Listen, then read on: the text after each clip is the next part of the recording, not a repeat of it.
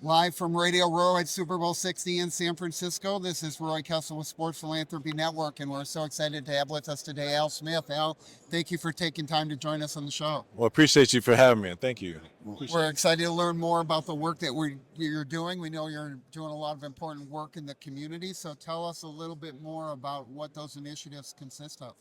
Well, I'm doing work with the NFL Alumni Association. I'm the national lead ambassador. We have a few programs. One of the programs is a partnership with the Tennessee Department of Health, and it's a fatherhood program where we have training camps and workshops and all those type of things like that to give skills for fathers, going forward. Just like training camp for players, we go to training camp, hone your skills, getting ready for the season. It's kind of the same thing for fatherhood. I mean, there's no playbook. It hadn't been a playbook for fatherhood. We're kind of putting a playbook together so we have resources so fathers can, whether it be child discipline, communication, parenting, co-parenting, all those type of things that fathers can be better at.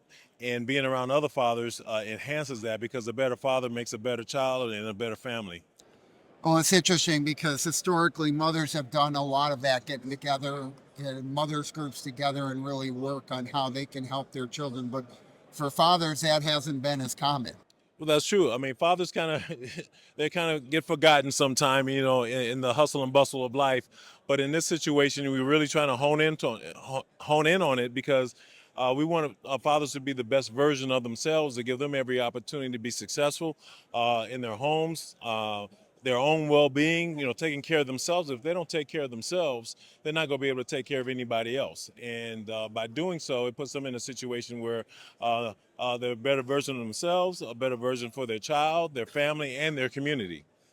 So when you look at the growth of this initiative, talk about some of the things that you feel are most impactful for the fathers. What do they respond to the best that helps them learn?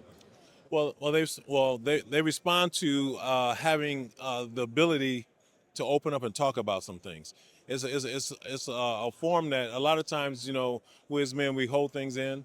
We don't talk or we don't discuss with others. But a lot of times, the next guy next to you is going through the same thing, maybe a different version, but going through the same thing that you're going through. And you may learn some techniques or some different things that can help you in your life, as opposed to just not hearing that at all, because you may think your way is the end all because of the way your family origin was, or how you may not have had a father, but that don't mean you have to, you'd not be in your father, I mean in your kid's life.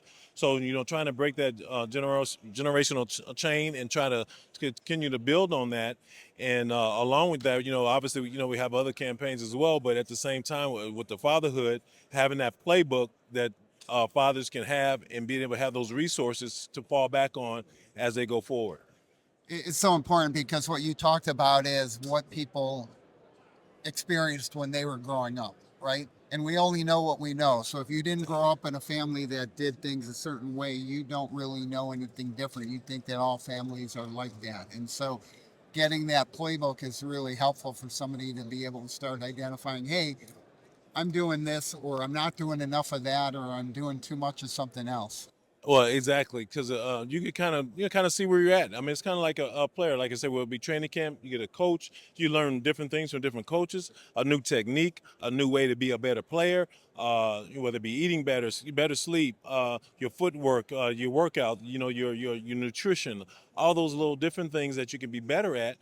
That you didn't know. You didn't know that you. Sometimes you don't know that you don't know, and it gives you the opportunity to put yourself in a position to be the better version of yourself, which in turn helps everyone else. So, what are some of the other things you're involved with here while we're in San Francisco for Super Bowl week? We're in well, obviously, doing a lot of this promoting, but at the same time, just staying with this and just kind of connecting, with other players and former players and different things like that.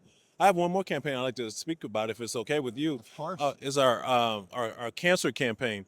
One of the things, our cancer campaign is a lung cancer campaign, and lung cancer is one of the third most leading cause of cancer deaths in the U.S. and we're trying to and it's preventable. Whether you're a smoker, try to you could try to stop smoking. If you're not a smoker, don't start. But if you are a smoker, you could talk to your doctor to find out different ways to help yourself, to be proactive and be preventative. We're more proactive. There's things that you can get screened and be detect and take care of, as opposed to get to the point where it gets to a stage where you can't do anything about. And we as former players care about the community. This is the same community that has cheered for us, the same community that has booed us, and all those type of things like that. But at the same time, this gives our way to give back to the community that had loved us for so many years, but give back to them in a way that is proactive, that can help the community. Well, and we work with several other lung cancer groups. Chris Draft was here earlier this week with his White Ribbon Project, and it's interesting because so many people don't understand that there's an enormous number of people that die of lung cancer that were never smokers. And people think oftentimes like, well, I'm not a smoker, so it's not going to impact me. Yes. Well, sometimes definitely, because you can break. I mean, it could break in the pattern. But even if a lot of times secondhand smoke or we're being around it.